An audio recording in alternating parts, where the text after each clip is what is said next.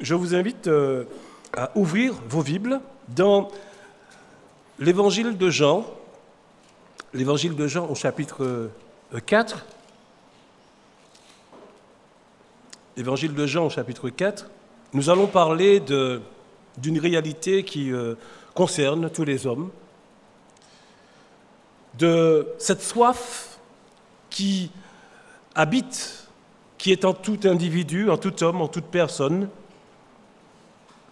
Et nous essayons de comprendre pourquoi et comment apaiser cette soif. Dans l'Écriture, justement, il est question d'une femme, elle est samaritaine, au chapitre 4. Donc le récit, il débute à partir du verset 1er. Il nous est dit que le Seigneur sut que les pharisiens avait appris qu'il faisait et baptisait plus de disciples que Jean. Toutefois, Jésus ne baptisait pas lui-même, mais c'était ses disciples. Alors il quitta la Judée et retourna en Galilée, comme il fallait qu'il passât par la Samarie. Il arriva dans une ville de Samarie nommée Sychar, près du champ que Jacob avait donné à Joseph, son fils.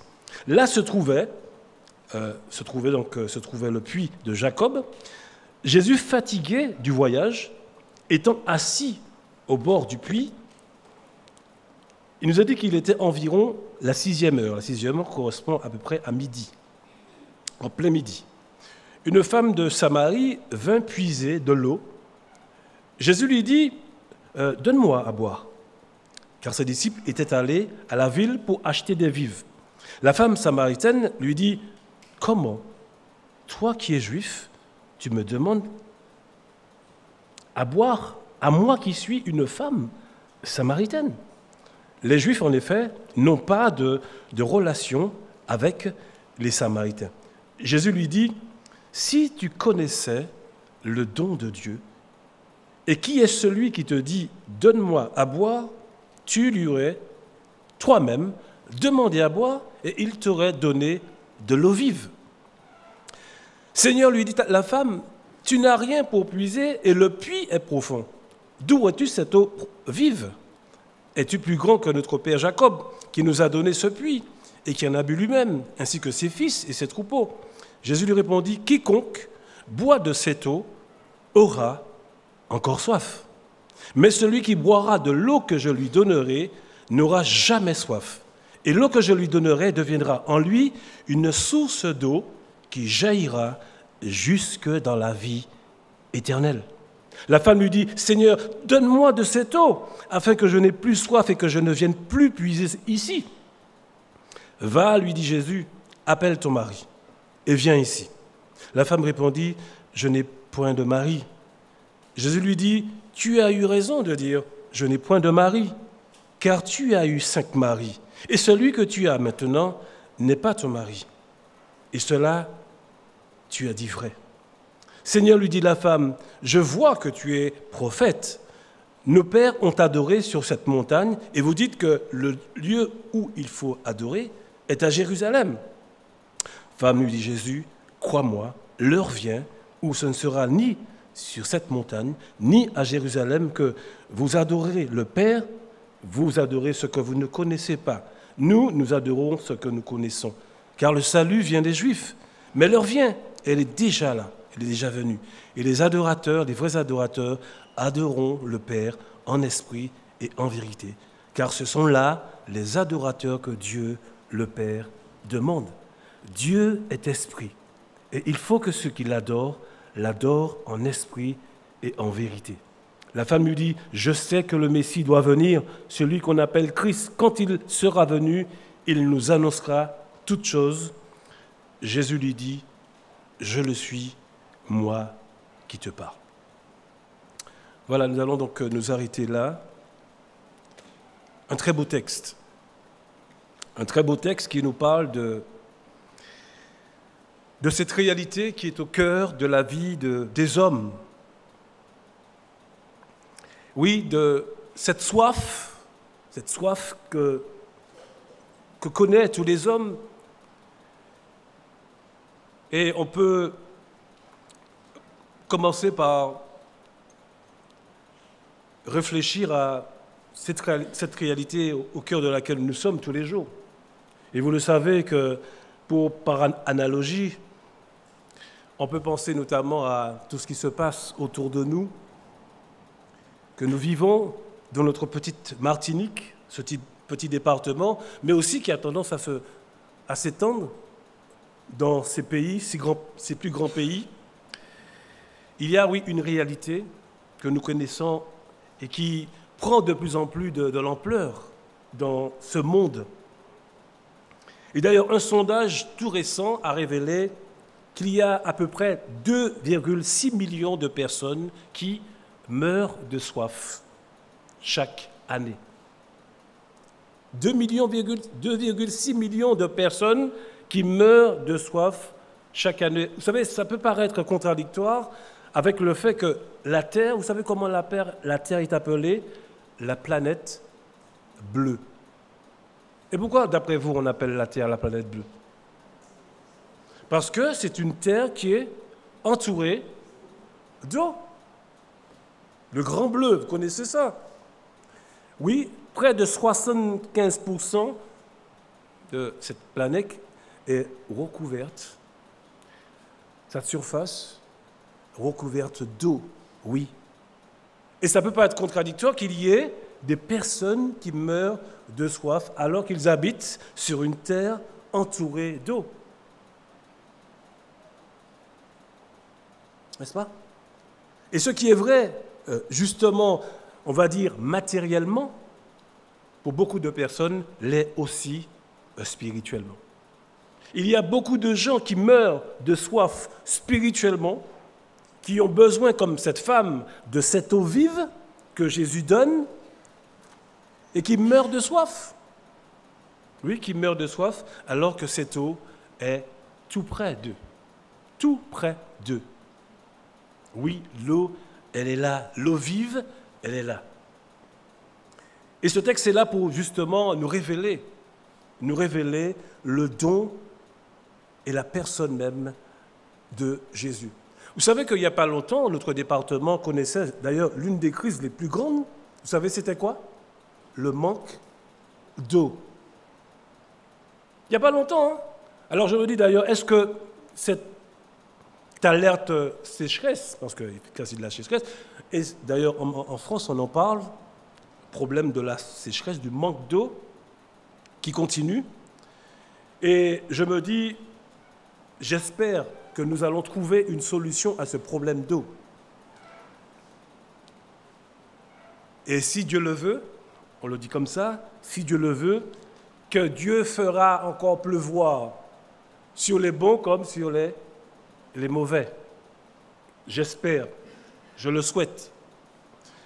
Mais si nous regardons bien, si nous réfléchissons autour de nous, nous allons justement essayer de comprendre cette problématique.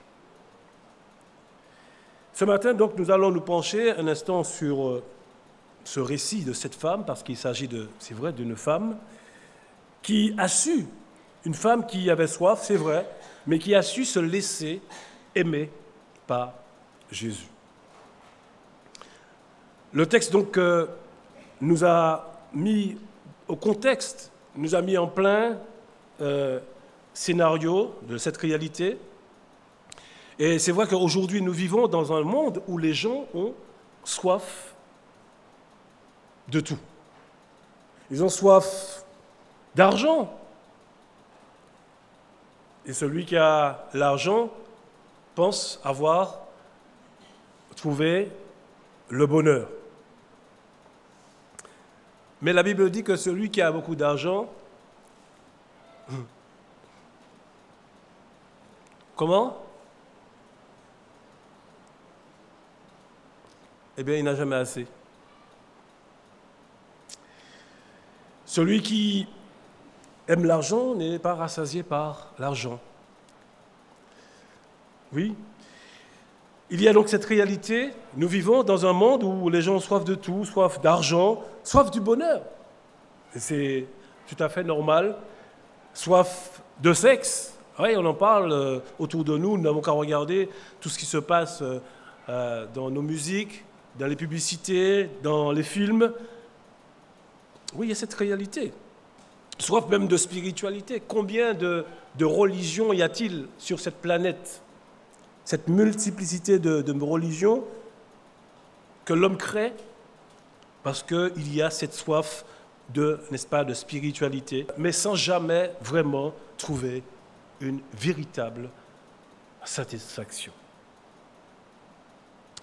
Et comme le disait ce sage, les fleuves vont à la mer et la mer n'est jamais, jamais. Le cœur de l'homme ressemble à cela, que tous les fleuves vont à la mer et la mer n'est jamais remplie. Qu'est-ce qui pourrait combler le cœur de l'homme? Et c'est vrai que bien souvent, nous passons la majorité de notre temps, beaucoup même de notre temps, nous brûlons du temps à rechercher des choses qui vont, n'est-ce pas, d'une certaine manière, des pseudo-satisfactions. D'ailleurs, l'un des mots-clés de notre génération, c'est le mot plaisir. Oui, fais-toi plaisir. Et on pourrait dire que cette femme samaritaine, elle se faisait plaisir. Mais ce plaisir, malgré les choses, vous allez voir que ce plaisir avait un arrière-goût amer, finalement. Oui, ce n'est pas une problématique de se faire plaisir. Ce n'est pas un problème. Pas le moindre du monde. Le problème, ce n'est pas le plaisir. Mais, parce que je crois que c'est Dieu qui a créé, qui nous a d'ailleurs créé selon son bon plaisir. Mais le problème n'est pas là. Le problème est ailleurs. Que recherchait, chers amis, cette femme? De quoi avait-elle réellement besoin?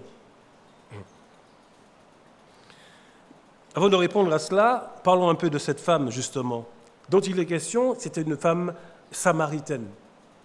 Et dans le texte, il nous a dit qu'aux yeux des Juifs, cette femme représentait, c'était pas forcément un bon exemple. Les Samaritains et les Juifs il y avait un contentieux entre les Juifs et les Samaritains. Ça ne passait pas. D'ailleurs, les disciples étaient étonnés que Jésus puisse faire un arrêt dans cette ville de Sychar, à Samarie, alors qu'ils savaient très bien qu'entre les Juifs et les Samaritains, ça n'allait pas. Mais vous savez comme moi-même que Jésus ne fait rien par hasard. Oui, cette nationalité, pour les Juifs, les Samaritains étaient le pire des peuples, le pire des païens. Seigneur, ne veux-tu pas que nous fassions descendre le feu? C'était des Samaritains. Ils n'étaient pas très... portaient pas dans leur cœur, les Juifs, les Samaritains. Il y avait ce racisme que nous rencontrons encore aujourd'hui entre les peuples, entre les Noirs, entre les Blancs, entre les Chinois, entre les Arabes. Que sais-je encore? La haine des peuples, contentieux qui existent encore aujourd'hui. Et vous ne pouvez pas aller en quelque part, en quelque lieu, sans que vous nous ressentiez parfois, n'est-ce pas, ces tensions. Oui, le racisme qui était une chose terrible, qui est encore une chose terrible aujourd'hui. Et ce n'était pas donc par hasard que Jésus voulait mettre en évidence ce problème. Et bien sûr, apporter une solution. Les Samaritains donc étaient considérés par les Juifs comme le dernier des derniers, on va dire ça comme cela. Ça, c'était la première chose. La deuxième chose, cette femme, c'était une femme.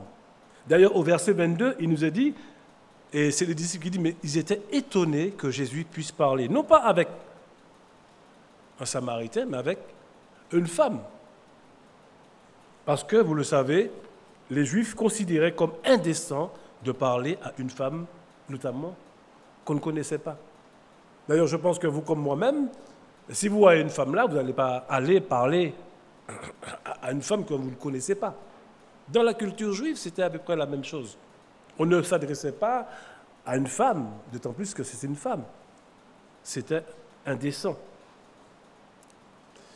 Et même les rabbis soutenaient que de parler avec une femme était inconvenant, notamment pour un docteur de la loi. Et donc les disciples, bien sûr, ils n'ont pas osé dire à Jésus, mais de quoi parles-tu avec cette femme? Mais non, ils se sont retenus, nous dit le texte. Et puis, il y a une troisième chose, troisième élément, la situation des plus déplorables et des plus dramatiques de cette femme.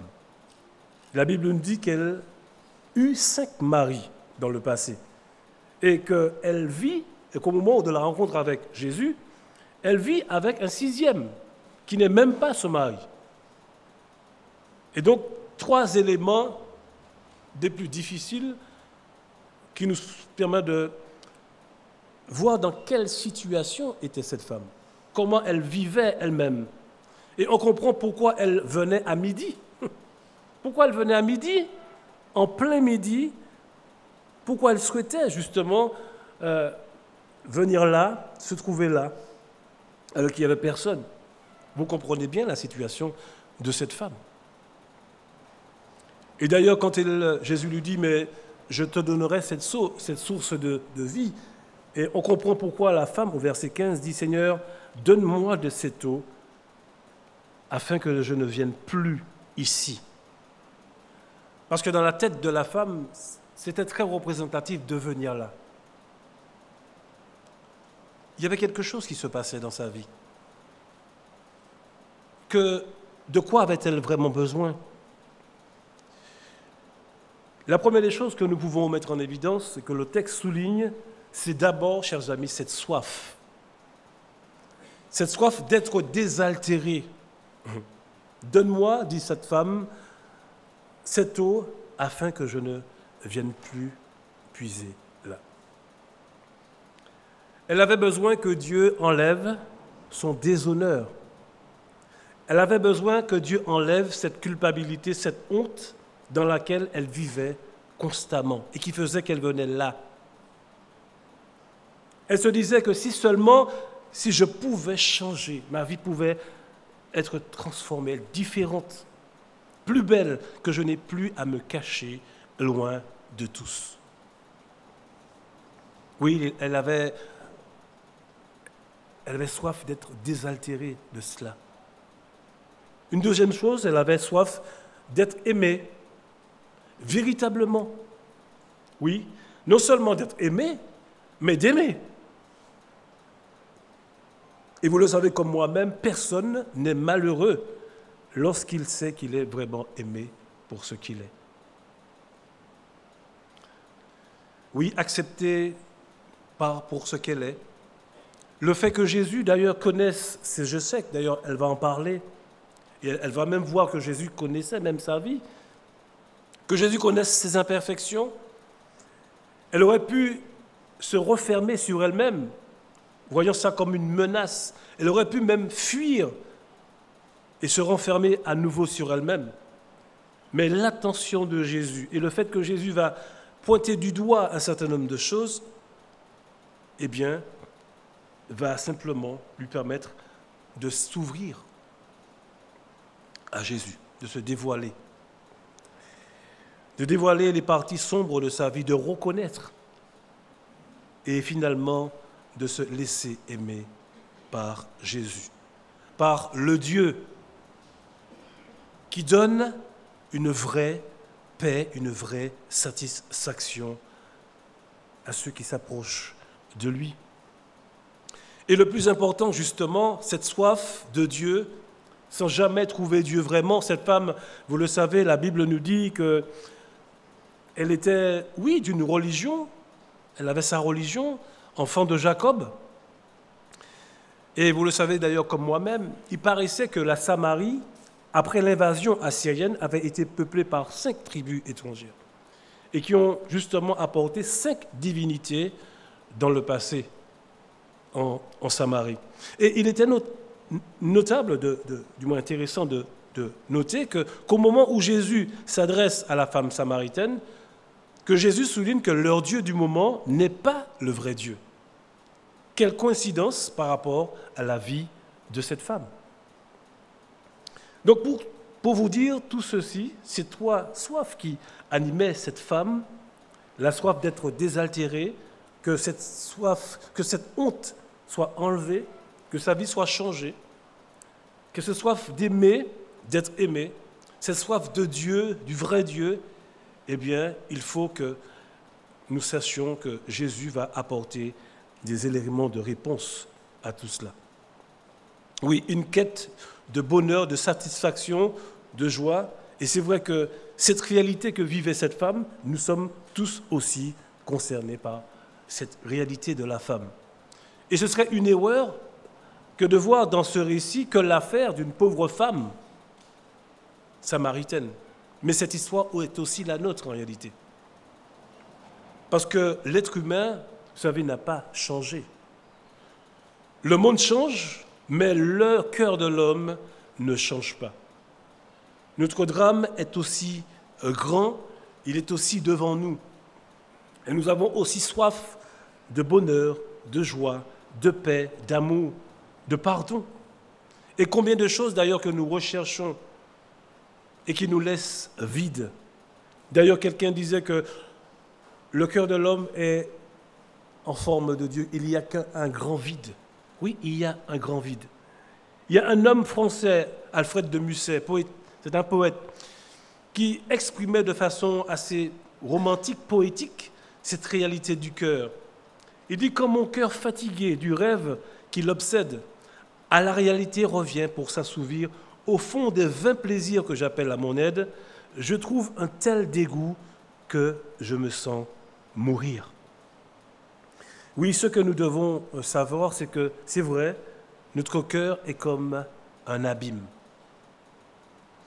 Oui, c'est une image, comme je l'ai pris, cette image du fleuve qui n'est jamais rempli. Rien ne peut véritablement combler ce cœur. Rien ne peut le satisfaire vraiment. Pourquoi? Pourquoi, chers amis? Parce qu'il y a ce vide. Et ce vide, vous savez comment il est venu?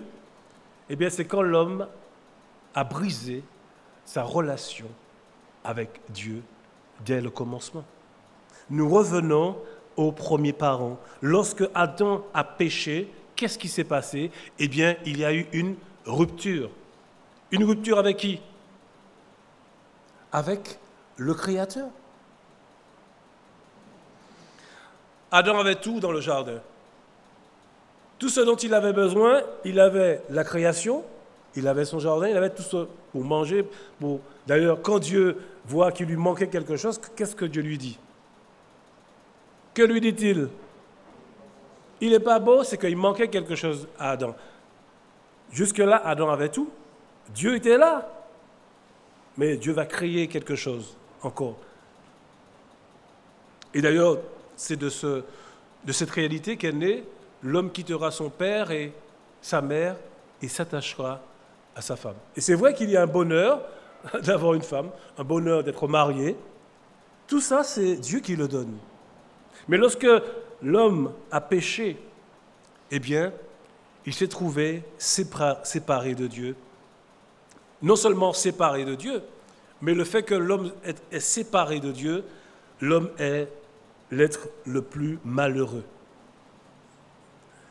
D'ailleurs, lorsque Jésus est venu, Jésus a voulu équilibrer les choses quand il a dit que l'homme ne vivra pas de pain seulement. L'homme ne vivra pas de pain seulement. Il y a beaucoup de gens qui croient qu'ils vont être bien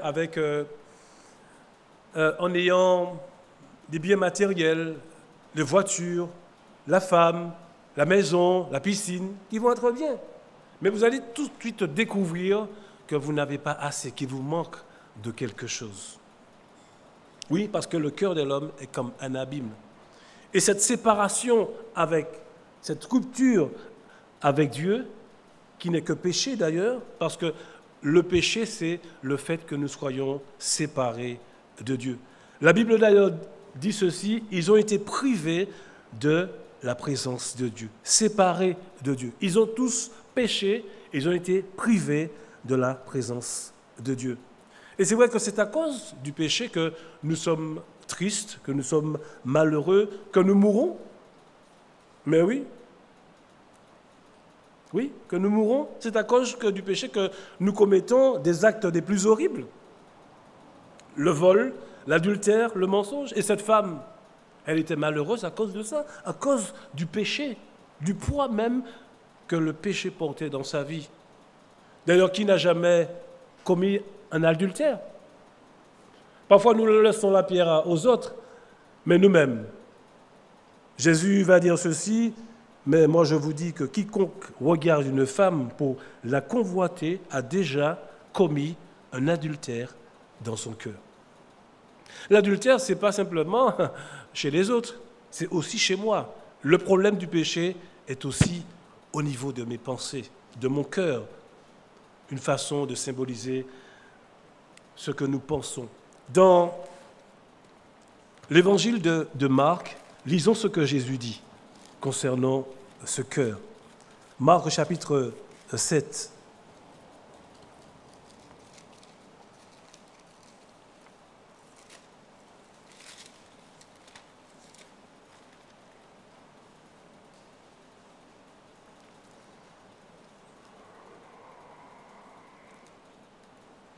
À partir du verset 18, Marc chapitre 7, verset 18, il leur dit, « Vous aussi, vous êtes donc sans intelligence. Ne comprenez-vous pas que rien de ce qui est du dehors entre dans l'homme ne peut le souiller? » Manger, boire, les choses comme ça. Il parle d'une souillure spirituelle. Car cela n'entre pas dans son cœur, mais dans son ventre. Voilà. Puis va dans les lieux secrets qui purifient tous les éléments. Il dit encore, ce qui sort de l'homme, c'est ce qui souille l'homme. Car c'est du dedans, c'est du cœur des hommes, de leurs pensées que sortent les mauvaises pensées, les adultères, les impudicités, les meurtres, les vols, les cupidités, les méchancetés, la fraude, le dérèglement, le regard envieux, la calomnie, l'orgueil, la folie. Toutes ces choses mauvaises, dit Jésus, sortent du cœur de l'homme. Oui, c'est de notre cœur. Et qui peut dire ici, ah non, mon cœur, non, tout ce que tu viens d'énumérer là, ici, non, je n'ai jamais commis ces choses-là. Non, ça concerne les autres, mais pas moi. Et je me dis que si nous disons ça, c'est que vraiment, nous sommes de mauvaise foi. Oui, nous sommes de mauvaise foi. D'ailleurs, dans 1 Jean 1, verset 10, il est dit que celui qui... D'ailleurs, on peut prendre ce texte. Dans 1 Jean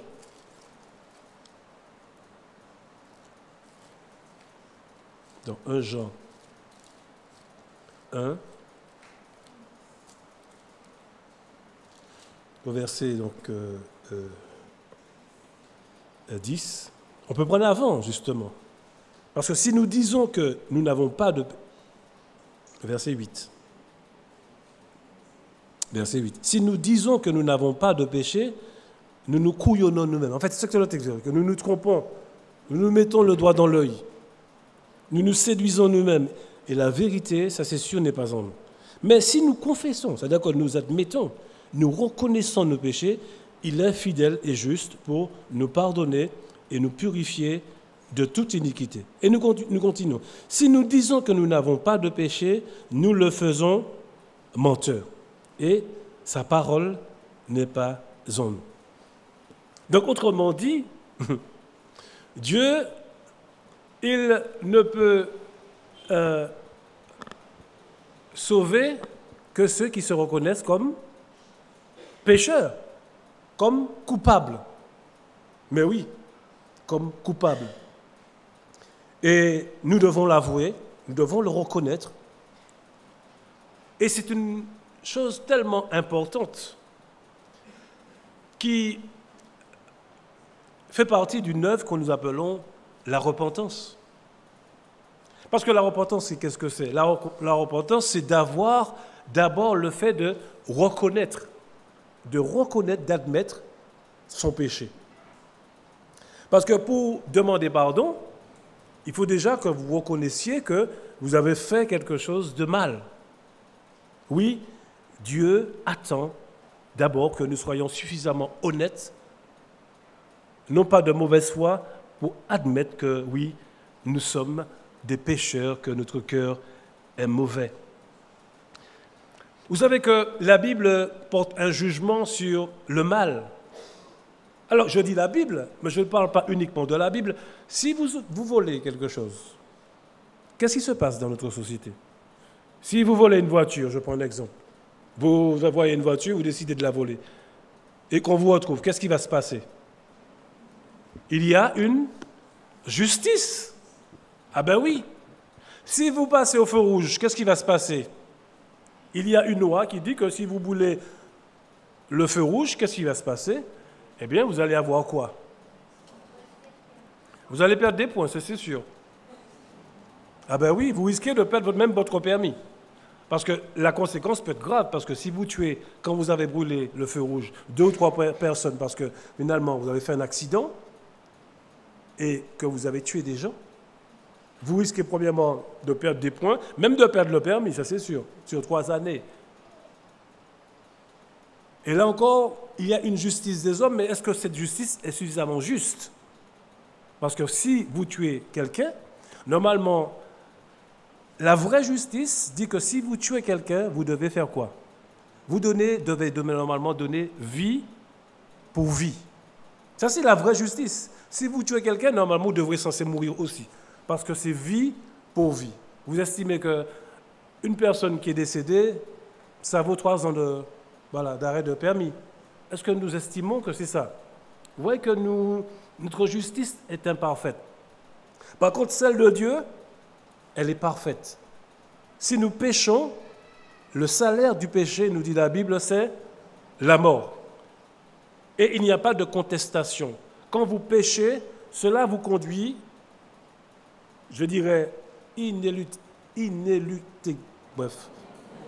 voilà, directement, on va le dire comme ça, à la tombe. En fait, c'est ça le péché. La conséquence du péché, elle est horrible. C'est qu'elle nous conduit à la mort, à la tombe. Et Dieu ne pourra jamais faire l'impasse sur cela, parce que c'est la conséquence du péché. Donc le Seigneur prononce qu'il y a une justice des hommes, mais il y a aussi une justice humaine, justice de Dieu, pardon. Dieu dit que si tu pèches, eh bien tu dois mourir, et que le salaire du péché, c'est la mort. Cette femme, elle était censée mourir. Mourir. Et Jésus savait que sa vie, d'ailleurs, était loin d'être une vie exemplaire. Et elle recherchait justement des solutions à cette vie déréglée. Quiconque, dit Jésus, boit de cette eau aura du moins encore soif. Cette femme était-elle la plus malheureuse des êtres sur la terre? Pas du tout. Parce qu'en réalité, il y avait une solution à son problème. Comment pouvait-elle s'en sortir? Qu'est-ce qui pouvait vraiment faire que sa vie soit comblée et satisfaite?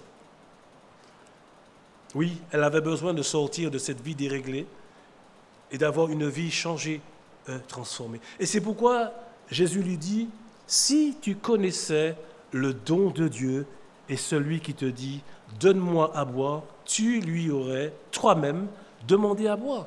Et il t'aurait donné de l'eau vive. « Seigneur, dit la femme, tu n'as rien pour puiser et le puits est profond. D'où aurais-tu cette eau vive ?» Qui est-il, cet autre qui me propose une eau vive? Jésus lui montre que l'eau de ce puits en question n'est pas l'eau de Jacob. Ce n'est pas l'eau de Jacob qui ne pourrait apporter qu'une satisfaction passagère. Vous allez boire de l'eau, oui, ça va vous altérer, mais 2 heures après, il faudrait encore boire de l'eau. Est-ce que vous pouvez bouillir quand vous allez boire de l'eau une fois pour toute votre vie? Non. Cette eau n'est qu'une eau passagère. Mais l'eau dont il est question, et qu'elle avait besoin pour changer de vie, et qui apaise véritablement sa soif, c'était quelle eau en fait? C'était quoi cette eau? Oui, si tu connaissais le don de Dieu et celui qui te donne cette eau. Oui, Dieu offre à celui qui croit à son existence, qui croit à sa venue et qui croit à sa mort sur la croix, eh bien, Dieu nous offre la chose la plus extraordinaire, du moins l'être le plus extraordinaire. Et vous savez c'est quoi? La personne du Saint-Esprit. Ah ben oui.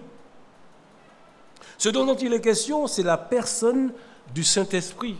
Parce que le Saint-Esprit, quand il vient, quand il habite dans notre cœur, il est comme une fontaine d'eau, n'est-ce pas? Une source de laquelle sort un flot qui rafraîchit notre vie et qui apporte la paix, la certitude du pardon, la vie éternelle. Oui, par Jésus, nous pouvons recevoir ce don du Saint-Esprit. Et peut-être que ce matin, toi qui es là, qui écoutes ce message, peut-être tu te trouves aussi comme cette femme dans cette situation, un peu rejetée, un peu dénigrée, mise à l'écart, toi aussi, et tu as besoin de changer de vie. Et combien d'expériences, combien d'aventures, d'histoires, de déceptions en tout genre, amoureuses, familiales, amicales. Mais Christ nous appelle, Christ t'appelle et t'invite, comme il le fait toujours. Oui, viens, dit-il, toi qui es fatigué, toi qui es chargé de cette vie, afin de recevoir le repos. Oui, il faut que nous puissions nous approcher de lui, car il est le seul à pouvoir enlever notre chagrin, notre misère, notre peine, notre honte. Oui, le Seigneur voit notre cœur, il voit notre peine, et il est le seul à pouvoir nous délivrer de nos péchés. Il a le pouvoir de nous pardonner de nos fautes. S'il le dit, il le fait. Oui, il a le pouvoir de pardonner de tes fautes, d'enlever tes fautes. Et tu peux dire, il n'y a plus maintenant aucune condamnation. Oui, on peut le dire lorsque, par la foi, nous acceptons Jésus, lorsque nous l'invitons à venir habiter dans notre cœur par son esprit qui nous apporte la paix avec Dieu, la joie, le bonheur. Oui, il y a un bonheur à rencontrer le Seigneur. Et c'était l'invitation de Jésus à cette femme, l'invitation à rencontrer, à avoir une relation désormais par le Saint-Esprit avec Dieu qui va donner, qui va apporter une paix, une joie que personne d'autre ne pourra te donner, ne pourra nous donner. Et ce bonheur, nous pouvons déjà le connaître. Nous pouvons déjà recevoir le don de Dieu dès maintenant et connaître Jésus, celui qui est venu pour nous le faire connaître. Et quand on rencontre le Seigneur, on n'est jamais déçu. Oui, parfois, on a tendance à se replier, à s'enfermer sur soi-même. Ça, c'est lorsqu'on est malheureux, lorsqu'on ne connaît pas le Seigneur. Mais lorsqu'on connaît le Seigneur, eh bien, il y a une joie, une liberté désormais. Jésus ne déçoit jamais. Au contraire, il attend que nous puissions simplement nous approcher de lui. Vous savez, Dieu n'attend pas de vous la perfection. Il attend simplement que vous veniez à lui, simplement, en confessant vos péchés. Et la Bible dit, comme nous l'avons lu, si nous confessons nos péchés, il est fidèle et juste pour nous pardonner et pour nous purifier de toute iniquité. Est-ce que vous croyez cela? Eh bien, si c'est ce que vous voulez faire ce matin, s'il y a quelqu'un ce matin dans cette salle qui voudrait trouver justement, eh bien, la paix du cœur, trouver une vraie satisfaction, la joie, le pardon des péchés, la vie éternelle que Dieu donne déjà maintenant, eh bien venez, je veux vous accompagner, prier avec vous, afin de recevoir le don du Saint-Esprit, qu'il donne à tous ceux qui, par un acte de foi, s'approchent de lui.